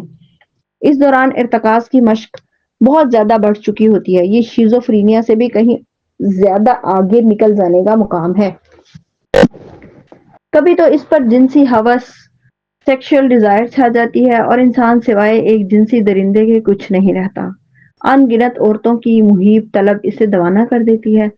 طویل مدت کے بعد اس میں سے باہر نکلتا ہے تو غصہ اپنی انتہاؤں کو چھونے لگتا ہے، ہر ایک کو کاٹ کھانے کو دوڑتا ہے، تشدد میں لذت پاتا ہے، خود کو جلال میں ظاہر کر کے لوگوں کو دھوکہ دیتا ہے، کبھی رکت اسے گھیر لیتی ہے، ہر وقت دیوانوں کی طرح روتا ہے، قوالی، نعت، اشعار، ہر شے پر غش کھاتا ہے، حال میں غرق ہوتا ہے، آنسو کسی طور نہیں تھمتے، بغیر کسی وجہ کے بھی ہر وقت رونا اس کا مشغلہ ہوتا ہے، کبھی فرشتوں کو دیکھ کر پاکیزگی کی انتہاؤں پر جا بیٹھتا ہے، تو کبھی خیالی جنات اور شیاطین اسے مدتوں دہشت اور خوف کے جنگلوں میں بھگاتے ہیں، کبھی دنیا سے اس کا دل اس کا اٹھ جاتا ہے، کبھی بھوک مدتوں اس کی مری رہتی ہے، اور کبھی شکم سیری کی ہوس میں جانوروں کو مات کرنے لگتا ہے، کبھی مرشد میں خدا کو دیکھنے لگتا ہے، کبھی خود کو بڑی برگزیدہ ہستی سمجھنے لگتا ہے۔ ایسا خوفناک جہان حیرت اس مقام پر ہے کہ کسی ایک میں بھی انسان پھنس جائے تو ساری عمر گزر جاتی ہے۔ یہ پاگل پن کی انتہائی حدوں میں سے ایک ہے۔ ایسی سوچ اس کے ذہن پر اترنے لگتی ہے کہ عام آدمی کے لیے جس کا کوئی مطلب نہیں ہوتا، مگر وہی لا یعنی بات اس مراقبہ زدہ انسان کے لیے ہزار معنی لیے ہوتی ہے۔ اب یہ کسی کے سنبھالنے سے سنبھلنے والا نہیں، اب یہ مکمل طور پر شیاطین کے زیر تسلط آ گیا، شیاطین نے اس کا پتا کاٹ ڈالا، یہ اب ختم ہو رہا ہے، فنا ہو رہا ہے۔ بہت سے ارتکاز کرنے والوں کی اس مقام پر خواہش ختم ہو جاتی ہے۔ خواہش زندگی کا دوسرا نام ہے، خواہش ختم ہونے کا مطلب موت ہے۔ جس کی خواہش مکمل ختم ہو جائے وہ انسان نہیں بلکہ ایک جیتا جاگتا مردہ ہے۔ جب خواہش کا چشمہ سوکھ جائے تو انسان کی نفی ہو جاتی ہے، وہ کوئی شے نہیں رہتا۔ اسے فنا فی النفس کہا جاتا ہے، اللہ ہی جانے کیوں کہا جاتا ہے، جبکہ یہ مکمل ترین نروس بریک ڈاؤن کی اعلیٰ ترین مثال ہے۔ اس مقام لا کو حقیقت کی دنیا میں the petty fall of the void کہتے ہیں۔ تصوف میں جس مقام کا نام معرفت یا انلائنمنٹ ہے، شیطان کی ولایت یا ارتکاز میں یہ مقام اس معرفت حق کے مقام کا متبادل شیطانی جوڑا ہے، ایون ٹوین آف انلائنمنٹ۔ ہو گیا اب سالک کا کام تمام، اب مجذوب ہو گیا۔ شیطان کہکا لگا کر کہتا ہوگا کہ لو وہ گیا ایک اور سکر، وائڈ کی بنجر وادیوں میں، اب نہ پیشاب پخانے کا ہوش، نہ کھانے پینے کی پرواہ، اب ناخن میل سے بھر جائیں گے اور جانوروں کی طرح لمبے ہو جائیں گے، سر دھاڑی مونچھ کے بال اور جھاڑ جھڑکان میں فرق نہ رہے گا، اب نکلے گی منہ سے گالی، اور اب یہ بتائے گا لوگوں کو پرائز بانڈ کا نمبر۔ اب یہ تیار ہو چکا ہے، اب یہ گلیوں میں ننگا پھرے گا، میل کچیل سے بھرا ہوا یا پھر کسی مزار کی چوکھٹ پر کسی پتھر کی طرح رکھا ہوا، بس آسمان کو سرخ انگارہ آنکھوں سے تکتا رہے گا، کبھی مسکرائے گا، کہکے لگائے گا، رقص کرے گا، کبھی ساری رات چیخیں مارتا رہے گا۔ ایک لمحہ بالکل ہوش میں ہوگا، منہ سے عقل و دانش کے ایسے موتی جھڑے ہوں گے کہ عقیدت مند مجمع لگا کر حیرت سے بت بنے سنتے ہوں گے، اور دوسرے ہی لمحے گالیوں کی بوچھاڑ جب شروع ہوگی تو عقیدت مندوں کی نظریں اور بھی زمین سے جا لگیں گی۔ بابا جی جذب میں چلے گئے، جلال آ گیا سرکار کو، یا پھر کئی کئی سال خاموش بیٹھا رہے گا۔ بابا ایسا ہوتا ہے؟ انسان کی فطرت ہے کہ وہ نامعلوم سے ڈرتا ہے، اور جو بھی شخص نامعلوم میں کود جائے، دوسرے عام لوگ مرعوب ہو کر اس کی اطاعت میں سر تسلیم خم کرتے ہیں۔ الہام، کشف اور کرامات کے بارے میں عام لوگوں میں بہت بڑی غلط فہمی پائی جاتی ہے۔ سب سے پہلے تو یہ سمجھنا چاہیے کہ الہام، کشف اور کرامات کیا ہے۔ پہلے بھی لکھا جا چکا ہے کہ یہ حواس کا ماورائے عقل ہو جانا ہے، ایکسٹرا سینسری پرسپشن ہے۔ الہام خیال ہی کی ایک قسم ہے جو ذرا بلندی پر ہے۔ اگر کسی کے پاس علم ہو تو وہ خیال میں آ چکے الہام کو بیان میں لا سکتا ہے۔ شاعروں، فنکاروں اور بعض حالات میں نشہ کرنے والوں کو بھی الہام ہو جایا کرتا ہے۔ ایکسٹرا سینسری پرسپشن میں یہ سب سے پہلے شروع ہوتا ہے، اس کے بعد کشف اور پھر کرامات ہے، لیکن یہ ترتیب کوئی ایسی لازم بھی نہیں۔ کشف کسی بھی شے کی اصلیت کے کھل جانے کو کہتے ہیں، انسائٹ کو کہتے ہیں۔ کشف بیان کرنا بے حد دشوار کہ ماورائے عقل دیکھا جائے، اسے بیان کرنے کا کوئی ذریعہ، کوئی ریفرنس الفاظ میں موجود نہیں ہوتا، اور کرامات کسی بھی خرق عادت واقعے کا ظہور ہے۔ کرامات کی بھی جاتی ہے اور یہ سرزد بھی ہوتی ہے۔ یہ تینوں مقامات اللہ کے ولی کو بھی مل سکتے ہیں، فسق و فجور میں ڈوبے ہوئے کسی اور انسان، حتیٰ کہ ہندو، سکھ، بدھ، عیسائی اور یہودی کو بھی استدراج سے یہاں تک رسائی مل جاتی ہے۔ اصل فرق ان کے اندرون ہے۔ جیسے ذبح کیا ہوا جانور حلال ہے اور بغیر ذبح کیا حرام، جیسے نکاح حلال اور زنا حرام، حالانکہ اپنی اصل میں یہ افعال ایک جیسے ہیں، مگر ایک اللہ کے نام سے پاک ہوتا ہے اور دوسرا شیطانیت کو پلٹتا ہے۔ اسی طرح جو کشف، کرامات اور الہام ارتکاز سے ہوتا ہے، وہ بغیر کسی ثبوت، ایویڈنس کے ہوتا ہے، اس کی کوئی بنیاد یا فاؤنڈیشن نہیں ہوتی۔ ایک ہی شے ہے، مگر اپنی صفت میں حلال ہو تو کہیں اور سے ہے، اور اگر حرام ہو تو کہیں اور سے ہے۔ جیسے ٹی وی ہے، ایک چینل پر فحاشی ہے، اسی ٹی وی پر عین اسی وقت دوسرے چینل پر اللہ کا کلام دکھائی اور سنائی دے رہا ہے۔ یہ ساری بات حلال اور حرام فریکوینسی کی ہے۔ جو اس پر غور کرے گا اسے بہت کچھ سمجھ آ جائے گا۔ اس سے زیادہ لکھا نہیں جا سکتا۔ ارتکاز مجذوب پیدا کرنے کی فیکٹری ہے جس کا مالک ابلیس ہے۔ وہ لوگ جو خدا کو پانا چاہتے ہیں، ابلیس ان کا سب سے بڑا دشمن ہے۔ یہ انہیں گھیر کر اس رستے پر لاتا ہے اور ان کی عقل ہتھیار لے اڑتا ہے۔ یہ انسان کو اس پرندے کی طرح کر کے رکھ دیتا ہے جس کے سارے پر نوچ کر اسے رستے میں پھینک دیا گیا ہو اور وہ کسی جوگا نہ رہے۔ جو ارتکاز کرے گا اس پر جلد یا بدیر جذب آئے گا، مجذوب ہو جائے گا۔ کوئی جلدی ہوتا ہے، کوئی دیر سے، لیکن جو بھی ارتکاز کرے گا جذب اس کو ضرور پہنچ کر رہے گا۔ یہ ملنگ، یہ بابے، یہ فقیر، یہ مجذوب اکثر دھیان کی چکی میں پسے ہوئے ہوتے ہیں۔ ان پر رحم کرنا ہوتا ہے، انہیں کھانا کھلانا ہوتا ہے، کپڑے پہنانے ہوتے ہیں، لیکن ان کو بابا نہیں سمجھنا ہوتا۔ یہ دھوکہ ہے، یہ ملامتیہ ہے۔ وہ اور لوگ ہوتے تھے، وہ لوگ اب نہیں ہیں۔ ان سے دعائیں نہیں لینی ہوتی۔ یہ بے حد خطرناک لوگ ہوتے ہیں۔ جیسے پاگلوں میں کچھ نیم پاگل، کچھ وحشت زدہ پاگل بھی ہوتے ہیں۔ ان سے پرے اور بچ بچا کر چلنا ہوتا ہے۔ اس میں ایک بہت بڑا راز ہے، اسے بھی آج کھول لیتے ہیں۔ سب کچھ تو کھول دیا ہے، اب کچھ بچا کر کیا کرنا ہے۔ جوا شیطان کا کام ہے۔ 1000 انسان ہارتے ہیں تو ایک جا کر جیتنے میں کامیاب ہو پاتا ہے، اور اس ایک کامیاب شخص کو مثال بنا کر وہ اگلے کئی لاکھ انسانوں کو جوا کھیلنے کی ترغیب دیتا ہے۔ کیا خبر میں جیت جاؤں؟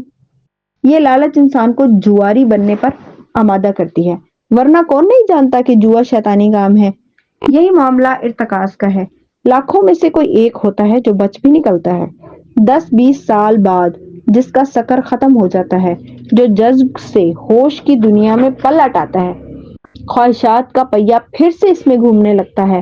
ایسا شخص ذہانت کی انتہاؤں پر ہوتا ہے۔ جو کچھ جذب میں اس پر بیت چکا ہوتا ہے، اس کے آگے دنیا کی ساری مصیبتیں ہیچ ہوتی ہیں۔ عقل اس کی انتہائی تیز ہو چکی ہوتی ہے۔ یہ وہ جواری ہے جو ارتکاز کا جوا جیت گیا ہے۔ عالم ہوش میں لوٹنے کے بعد ایسے شخص کا کوئی توڑ نہیں ہوتا۔ دلیل سے اسے لاجواب نہیں کیا جا سکتا کہ ہر دلیل کا اس کے پاس توڑ ہوتا ہے۔ ایسے لوگ پھر ارتکاز کے ایجنٹ کے طور پر زندگی بسر کرتے ہیں۔ ایک ایسا جب سامنے آتا ہے تو بلا مبالغہ لاکھوں کو لے ڈوبتا ہے۔ اس جیسا بننے کے لیے لوگ دل و جان سے ارتکاز کی اندھیری وادیوں میں جوک در جوک اترنے لگتے ہیں۔ یہ اتنا بڑا کھیل ہے کہ بسا اوقات اسے کھیلنے والے بڑے بڑے کھلاڑی بھی اس چال سے ناواقف ہوتے ہیں کہ شیطان انہیں استعمال کر رہا ہے۔ کھیل میں تعین مراتب ہے ضروری، شاطر کی عنایت سے تو فرضی میں پیادہ۔ بیچارہ پیادہ تو ہے ایک مہرہ ناچیز، فرضی سے بھی پوشیدہ ہے شاطر کا ارادہ۔ بے علم صوفی شیطان کا مسخرہ ہو جاتا ہے۔ اس بات میں کوئی دو رائے نہیں کہ جو عبادت اللہ اور اس کے رسول صلی اللہ علیہ وسلم نے نہیں بتائی، وہ عبادت اگر کوئی آپ کو کرنے کو کہے تو وہ آپ سے بے حد خطرناک کھیل کھیلنے لگا ہے۔ آپ کو خبر ہو کہ ارتکاز اللہ کی عبادت نہیں ہے، یہ ایک ایسی شے ہے جس کا بہت تھوڑا عارضی نفع ہے، اس کے بعد صرف بھیانک نقصان ہی ملتا ہے۔ ارتکاز کرنے والوں کے استدلال اتنے بچکانہ اور احمقانہ ہوتے ہیں کہ اگر کوئی ذرہ برابر بھی عقل استعمال کرے تو بخوبی اس ڈھکوسلے کی حقیقت جان سکتا ہے۔ ہر ایک کے پیچھے آنکھیں بند کر کے چل نکلنے والوں کا مگر کوئی علاج نہیں۔ دلیل دی جاتی ہے کہ حضور اکرم صلی اللہ علیہ وسلم غار حرا میں مراقبے کرتے رہے ہیں۔ کوئی خدا کا خوف نہیں کرتا کہ کیسی بات حضور صلی اللہ علیہ وسلم کی ذات اقدس سے منسوب کی جا رہی ہے۔ کوئی پوچھنے والا پوچھے کہ یہ بات انہیں کس نے بتائی ہے؟ کیا حضور نے خود کہی کسی حدیث میں اس کا ذکر فرمایا ہے؟ کیا قرآن میں اللہ نے کہا ہے کہ غار حرا میں حضور صلی اللہ علیہ وسلم 18 سال مراقبہ کرتے رہے؟ ہرگز ایسی کوئی بات نہیں ہے۔ ہاں، کچھ علماء اتنا ضرور کہتے ہیں کہ آپ صلی اللہ علیہ وسلم غار حرا میں تہنس کیا کرتے۔ ریفرنس کے لیے صحیح بخاری جلد اول وحی کا بیان حدیث نمبر 3 کا مطالبہ کر سکتے ہیں۔ تہنس سے مراد کئی راتیں عبادات یا غور و فکر کرنا ہے، اور اس کے لیے توشہ ساتھ لے جاتے کیونکہ اس کے لیے انہیں تنہائی کی ضرورت تھی کہ جس ماحول میں حضور صلی اللہ علیہ وسلم کو بھیجا گیا تھا وہ غور و فکر کرنے کے لیے کتنا مناسب تھا، یہ سب جانتے ہیں۔ مراقبہ ارتکاز چونکہ ایک پریکٹس ہے اس لیے عقل کا اس میں کوئی کام نہیں۔ پہلے بھی لکھا ہے کہ ارتکاز کی مشق تو ایک بچہ بھی کر سکتا ہے۔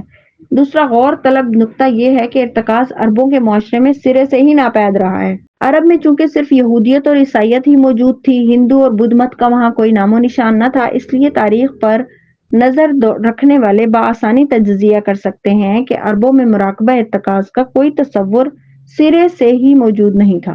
یہ تو کلچر کا پھیلاؤ کا نتیجہ ہے۔ جہاں جہاں بدھ مت اور ہندو مت موجود تھا وہاں مراقبہ ارتکاز موجود تھا۔ یہیں سے یہ تصور اسلام میں پھیلا ہے۔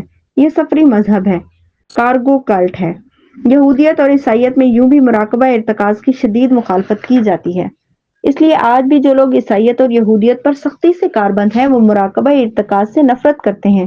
قرآن مراقبہ ارتکاز پر بات کرتا ہے۔ وَمِنَ النَّاسِ مَن يَعْبُدُ اللَّهَ عَلَى حَرْفٍ فَإِنْ أَصَابَهُ خَيْرٌ اطْمَأَنَّ بِهِ وَإِنْ أَصَابَتْهُ فِتْنَةٌ انقَلَبَ عَلَى وَجْهِهِ خَسِرَ الدُّنْيَا وَالْآخِرَةَ ذَلِكَ هُوَ الْخُسْرَانُ الْمُبِينُ يَدْعُو مِن دُونِ اللَّهِ مَا لَا يَضُرُّهُ وَمَا لَا يَنفَعُهُ ذَلِكَ هُوَ الضَّلَالُ الْبَعِيدُ يَدْعُو لَمَن ضَرُّهُ أَقْرَبَ مِن نَّفْعِهِ لَبِئْسَ الْمَوْلَىٰ وَلَبِئْسَ الْعَشِيرُ إِنَّ اللَّهَ يُدْخِلُ الَّذِينَ آمَنُوا وَعَمِلُوا الصَّالِحَاتِ جَنَّاتٍ تَجْرِي مِن تَحْتِهَا الْأَنْهَارُ إِنَّ اللَّهَ يَفْعَلُ مَا يُرِيدُ مَن كَانَ يَظُنُّ أَن لَّن يَنصُرَهُ اللَّهُ فِي الدُّنْيَا وَالْآخِرَةِ فَلْيَمْدُدْ بِسَبَبٍ إِلَى السَّمَاءِ ثُمَّ لِيَقْطَعْ فَلْيَنظُرْ هَلْ يُذْهِبَنَّ كَيْدُهُ مَا يَغِيظُ وَكَذَلِكَ أَنزَلْنَاهُ آيَاتٍ بَيِّنَاتٍ وَأَنَّ اللَّهَ يَهْدِي مَن يُرِيدُ إِنَّ الَّذِينَ آمَنُوا وَالَّذِينَ هَادُوا وَالسَّابِئِينَ وَالنَّصَارَىٰ وَالْمَجُوسَ وَالَّذِينَ أَشْرَكُوا إِنَّ اللَّهَ يَفْصِلُ بَيْنَهُمْ يَوْمَ الْقِيَامَةِ إِنَّ اللَّهَ عَلَىٰ كُلِّ شَيْءٍ شَهِيدٌ۔ سورۃ الحج آیت 1 تا 17 اور ترجمہ، اور لوگوں میں سے کوئی ایسا ہے جو کنارے پر رہ کر اللہ کی بندگی کرتا ہے، اگر فائدہ ہوا تو مطمئن ہو گیا، اور جو کوئی مصیبت آ گئی تو الٹا پھر گیا، اس کی دنیا بھی گئی اور آخرت بھی، یہ ہے صریح خسارہ۔ پھر وہ اللہ کو چھوڑ کر ان کو پکارتا ہے جو نہ اس کو نقصان پہنچا سکتے اور نہ فائدہ، یہ ہے گمراہی کی انتہا۔ وہ ان کو پکارتا ہے جن کا نقصان ان کے نفع سے قریب تر ہے، بدترین ہے اس کا مولا اور بدترین ہے اس کا رفیق۔ اس کے برعکس اللہ ان لوگوں کو جو ایمان لائے اور جنہوں نے نیک عمل کیے یقیناً ایسی جنتوں میں داخل کرے گا جن کے نیچے نہریں بہہ رہی ہوں گی۔ بے شک اللہ جو چاہتا ہے کرتا ہے۔ جو شخص یہ گمان کرتا ہو کہ اللہ دنیا اور آخرت میں اس کی کوئی مدد نہ کرے گا، اسے چاہیے کہ ایک رسی کے ذریعے سے آسمان تک پہنچ کر شگاف لگائے، پھر دیکھ لے کہ آیا اس کی یہ تدبیر کسی ایسی چیز کو رد کر سکتی ہے جو اس کو ناگوار ہے۔ ایسی ہی کھلی کھلی باتوں کے ساتھ ہم نے قرآن کو نازل کیا ہے، اور ہدایت اللہ جسے چاہتا ہے دیتا ہے۔ بے شک اللہ مسلمانوں اور یہودیوں، صابیوں اور عیسائیوں اور مجوسیوں اور مشرکوں میں قیامت کے دن فیصلہ کرے گا۔ بے شک ہر چیز اللہ کے سامنے ہے۔ سامنے کی بات ہے کہ ارتکاز کو ایسا بہانہ بنا کر پیش کیا جاتا ہے جیسے اس کے سوا خدا تک پہنچنا ممکن ہی نہیں۔ اگر یہ اتنا ہی اہمیت کا حامل ہوتا تو اللہ ہمیں قرآن میں اس کا علم کیوں نہ دیتا؟ حضور صلی اللہ علیہ وسلم ہمیں آنکھ بند کر کے کسی مخصوص تصور کی مشق کرنے کا کیوں نہ بتاتے؟ ایک مراقبہ بتایا ہے آپ صلی اللہ علیہ وسلم نے، اور وہ یہ ہے کہ جب تو نماز پڑھے تو یہ تصور کر کے تو اللہ کو دیکھ رہا ہے، اور اگر ایسا نہ کر سکے تو یہ خیال کر کے اللہ تجھے دیکھ رہا ہے۔ یہ واحد مراقبہ ہے جو نماز کی صورت ہمیں تعلیم کیا گیا ہے، اور غور کریں کہ نماز میں آنکھیں بند نہیں کی جا سکتی۔ یہ مراقبہ مسلمانوں نے فراموش کر دیا ہے۔ کتنے ہیں جو تصور کر کے نماز پڑھتے ہیں کہ وہ اللہ کو اور اللہ انہیں دیکھ رہا ہے؟ جو رسول اللہ صلی اللہ علیہ وسلم نے بتایا اسے چھوڑ کر خرافات کو لپکنا جاہلیت نہیں تو اور کیا ہے؟ اگر آپ نے یہ باب پوری توجہ سے سنا ہے تو سورہ حج میں جو اللہ تعالیٰ نے فرمایا وہ آپ کو خوب سمجھ میں آ جانا چاہیے۔ پھر یہ زیارتوں والا ایک نیا مسئلہ نکل آتا ہے۔ کوئی یہ کہتا ہے کہ ہر وقت حضور کی محفل میں موجود رہتا ہے۔ حضرت امام ابن سیرین رحمۃ اللہ علیہ کے پاس جب کوئی آ کر کہتا کہ اسے خواب میں حضور پاک صلی اللہ علیہ وسلم کی زیارت ہوئی ہے تو آپ رحمہ اللہ اس شخص سے خواب میں دکھائی دینے والے حضور صلی اللہ علیہ وسلم کا حلیہ مبارک پوچھتے۔ اگر تو وہ اصل حلیہ مبارک سے ملتا جلتا ہوتے تو کہتے کہ ٹھیک دیکھا، اگر حلیہ مبارک سے اصل مشابہت نہ ہوتی تو اس شخص کو یہ کہہ کر بھگا دیا کرتے کہ تو نے خواب میں شیطان کو دیکھا ہے۔ یہ بات درست ہے کہ حضور صلی اللہ علیہ وسلم نے فرمایا کہ جس نے خواب میں مجھے دیکھا اس نے مجھے ہی دیکھا، کیونکہ شیطان خواب میں میری صورت میں نہیں آ سکتا۔ اس بات پر غور کرنا چاہیے کہ حضور نے یہ فرمایا شیطان میری صورت میں خواب میں نہیں آ سکتا، یہ نہیں فرمایا کہ شیطان خواب میں کسی اور روحانی روپ کو دھار کر خواب دیکھنے والے کو یہ یقین نہیں دلا سکتا کہ وہ نبی کی زیارت کر رہا ہے۔ شیطان کی طاقت کا غلط اندازہ نہیں لگانا چاہیے، انڈر ایسٹیمیٹ نہیں کرنا چاہیے۔ وہ کوئی اور صورت دھار کر بھی آپ کو خواب میں یہ یقین دلانے کی کوشش کر سکتا ہے کہ آپ کو زیارت نبی صلی اللہ علیہ وسلم ہو رہی ہے۔ حضور صلی اللہ علیہ وسلم کا خواب میں دیدار بے شک سعادت عظیم ہے، لیکن یہ بتانے والی نہیں چھپانے والی بات ہے۔ یہ تو عظیم ترین عطا ہے۔ اسٹیج پر بیٹھ کر گلا پھاڑ پھاڑ کر بار بار اس کا اعلان کرنے والوں کو ہوش کرنی چاہیے کہ کہیں شیطان نے انہیں بہکا تو نہیں دیا۔ ارتکاز کرنے والوں کے ساتھ یہ واردات خطرناک طریقے سے ہوتی ہے۔ انبیاء اور صحابہ کرام، اولیاء اور صالحین کی بات بات پر زیارت اور دیدار ارتکاز میں معمولی مشقت سے ہر کسی کو حاصل ہونے لگتا ہے۔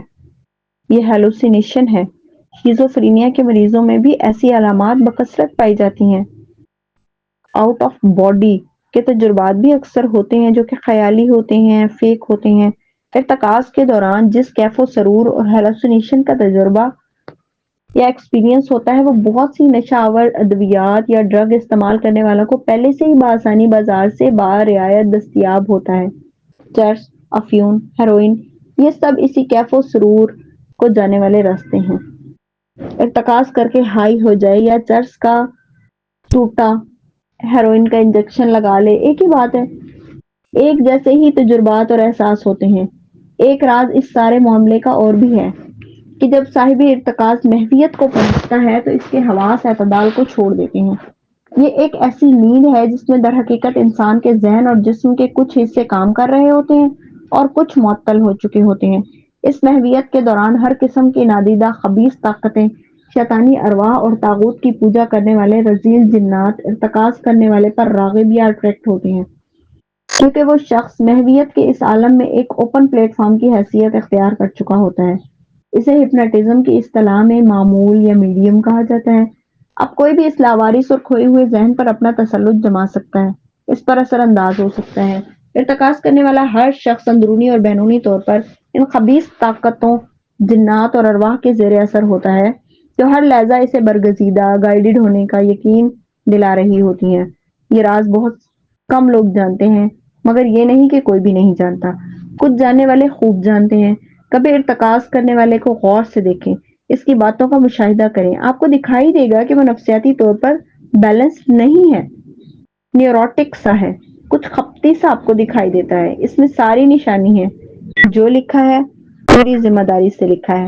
ارتکاز کو جو بھی سنجیدگی سے ایک مخصوص مدت تک کرے گا، یہ طے ہے، یا تو وہ گمراہ ہو کر راندہ درگاہ ہوگا، یا پاگل ہو جائے گا اور خودکشی کرے گا، اور کچھ نہیں تو مجذوب ہو جائے گا۔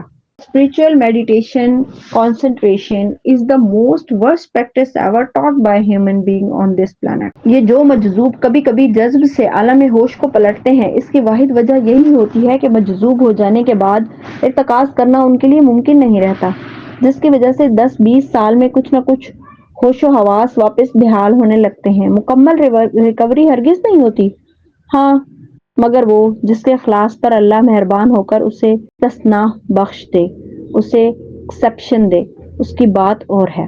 ارتکاز کی اصل حقیقت بیان کرنا بہت ضروری تھا۔ وجہ اس کی یہ ہے کہ شیطان لعین کا یہ طریقہ واردات پرانا چلا آتا ہے کہ برائی کو اچھائی کے لبادے میں پیش کرتا ہے، کڑوی گولی پر مٹھاس کا لیپ کرتا ہے تاکہ آسانی سے نگل لی جا سکے۔ اب وہ وقت آ چکا جو بے پناہ تیز رفتار ہونے کے باعث ڈپریشن، انگزائٹی اور سٹریس کے چنگھاڑتے ہوئے طوفان اپنے اندر سموئے ہوئے ہے۔ اس ڈپریشن کو، اس انگزائٹی کو استعمال کرنے کے لیے ابلیس پوری دنیا میں روبہ عمل ہو چکا ہے۔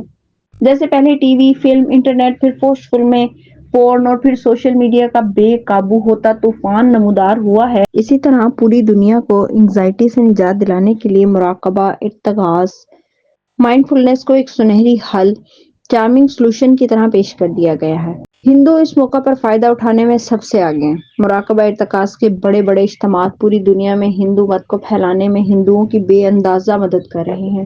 بدھ مت والوں کی بھی چاندی ہو گئی ہے۔ ان کا تو یہ حال ہو گیا ہے کہ مجبور ہو کر ہم جنس پرستوں کو بھی قبول کیا جا رہا ہے، جن کو ابھی تک کوئی مذہب منہ لگانے کو تیار نہیں ہے۔ اب مراقبہ ارتکاز کی بدولت دوبارہ بدھوں کے مندر یا ٹیمپل میں بھی نئے راہبوں، مونکس سے کھچا کھچ بڑھتے جا رہے ہیں۔ پوری دنیا میں مراقبہ ارتکاز، مائنڈ فلنس میڈیٹیشن کو مذہب کے متبادل کے طور پر اس بہانے سے پیش کیا جا رہا ہے کہ یہ تو صرف یکسوئی حاصل کرنے کی ایک بے ضرر ذہنی مشق ہے یا ایکسرسائز ہے جس کا کسی بھی مذہب سے کوئی سروکار نہیں۔ روزانہ صبح شام آدھا گھنٹہ میڈیٹیٹ کریں اور اپنے ذہنی تناؤ کو پرسکون کر لیں۔ چاہے آپ قتل کر کے آئے ہوں، پریشانی کی کوئی بات نہیں، تشریف رکھیے اور ارتکاز کا آغاز فرمائیے۔ ابتدا میں چونکہ اس کے مفید نتائج اتنے تیز رفتار اور حیرت انگیز ہوتے ہیں کہ مزاحمت ناممکن ہو جاتی ہے، اس لیے ہر آنے والے دن اس کی مقبولیت میں ہوش ربا اضافہ ہو رہا ہے۔ ہمارے یہاں روحانی مراکز، درگاہوں، مزاروں اور درباروں پر چونکہ پہلے ہی نیم خواندہ عقیدت مندوں کا ارتکاز کے جال سے شکار جاری و ساری ہے، اس لیے یہ ان لوگوں کے لیے کوئی نئی یا چونکا دینے والی بات نہیں۔ لیکن جو بات چونکا دینے والی ہے وہ یہ ہے کہ اب مراقبہ ارتکاز یعنی کہ مائنڈ فلنس میڈیٹیشن کو ان لوگوں میں یوگا کے نام پر متعارف کروایا جا رہا ہے جو روحانی دنیا سے اکثر نابلد ہیں اور اعلیٰ تعلیم یافتہ ہونے کے ساتھ ساتھ جدید معاشرتی رہن سہن رکھتے ہیں۔ اس طبقے کو کارپوریٹ سیکٹر کہا جاتا ہے۔ انہیں روزمرہ کے بڑھتے ہوئے ڈپریشن اور انگزائٹی کے حل کے طور پر ارتکاز، کنسنٹریشن سے روشناس کروایا جا رہا ہے۔